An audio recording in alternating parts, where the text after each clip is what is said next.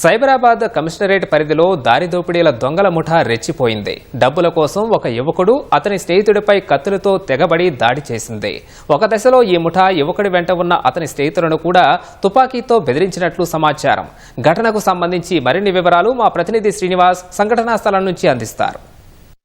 Cyberabad commissionerate పరిధిలో దారి దోపిడీ ముఠా హల్చల్ సృష్టించింది. ఈ ముగ్గురు సభ్యుల దారి దోపిడీ ముఠా మాదాపూర్లోని యశోద ఆసుపత్రి వెనక ఉన్న రహదారిపై ఇక్కడ ఒక వ్యక్తిని డబ్బులు అడిగారు. వ్యక్తి తన స్నేహితులతో కలిసి ఇక్కడ మద్యం సేవిస్తున్న సమయంలో వారు అతన్ని కత్తులతో బెదిరించి డబ్బులు అడిగిన పరిస్థితి. ముగ్గురు సభ్యుల ముఠా వారిని బెదిరించింది. అయితే కత్తులతో బెదిరించి డబ్బులు ఇమ్మని డిమాండ్ చేయగా అయితే వారు అందుకు నిరాకరించారు. ఈ క్రమంలో ఈ ముగ్గురు సభ్యుల ముఠా తుపాకీ కూడా వారికి గురిపెట్టినట్టు తెలుస్తోంది. వారికి గురిపెట్టి వాళ్ళని బెదిరించడంతో కొందరు యువకులు ఆ బృందంలోని కొందరు యువకులు పారిపోగా అయితే జైహింద్ గౌడ్ను వెంటపడి మరి దారి దోపిడీ దొంగలు కత్తులతో పొడిచినట్లు సమాచారం. అయితే అతను తీవ్రంగా గాయపడ్డాడు. ఈ క్రమంలో అతన్ని ఆసుపత్రికి తరలించారు. చికిత్స పొందుతూ జైహింద్ గౌడ్ మృతి చెందాడు. మరొకరు కూడా ఈ ఘటనలో గాయపడినట్టు తెలుస్తుంది. అతను ప్రస్తుతం యశోద ఆసుపత్రిలో చికిత్స పొందుతున్న పరిస్థితి. మొత్తంగా అయితే ఈ ఘటనలో ఒకరు మృతి చెందగా మరొకరు గాయపడ్డారు. అయితే ఈ ముగ్గురు దారి దోపిడీ చేసిన వ్యక్తులు ఎక్కడి నుంచి వచ్చారు, వాళ్ళ దగ్గర తుపాకీ ఎలా ఉంది అనే విషయంపై అయితే పోలీసులు లోతుగా దర్యాప్తు చేస్తున్నారు. ఈ ముఠా చేతిలోకి తుపాకీ ఎలా వచ్చింది, అదేవిధంగా ఈ గతంలో కూడా ఎక్కడైనా ఈ దారి దోపిడీలకు పాల్పడ్డారా అనే విషయంలో అయితే పోలీసులు విచారణ జరుపుతున్నారు. అయితే మనం ప్రస్తుతం ఘటనా స్థలంలో ఉన్నాం. ఘటనా స్థలంలో చూడొచ్చు, ఇది పూర్తిగా ఒక నిర్మానుష్య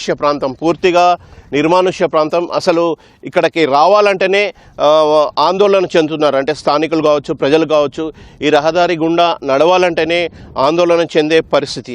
అయితే ఇక్కడ యువకులు ఉన్న సమయంలో ఈ ముఠా ఇక్కడికి చేరుకుని ఇదే అదునుగా భావించింది. అంటే ఈ నిర్మానుష్య ప్రాంతాన్నే అదునుగా తీసుకొని ఆ దారి దోపిడీలు చేస్తున్నట్టు తెగబడుతున్నట్లు అయితే సమాచారం.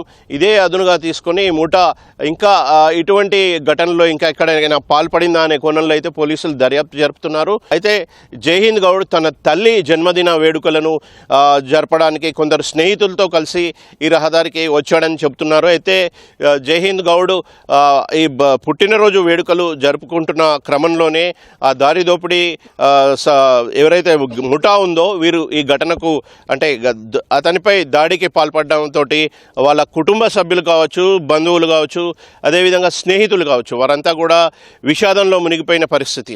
అయితే ప్రస్తుతం అయితే పోలీసులు కేసు నమోదు చేశారు. ఘటనపై లోతుగా విచారణ జరుపుతున్నారు. అయితే ప్రధానంగా ఈ ముగ్గురు దారి దోపిడీ ముఠా సభ్యుల్లో ఒకరు బాల్నగర్లో నివసిస్తున్నారు. అతన్ని బలరాం సింగ్గా పోలీసులు గుర్తించారు.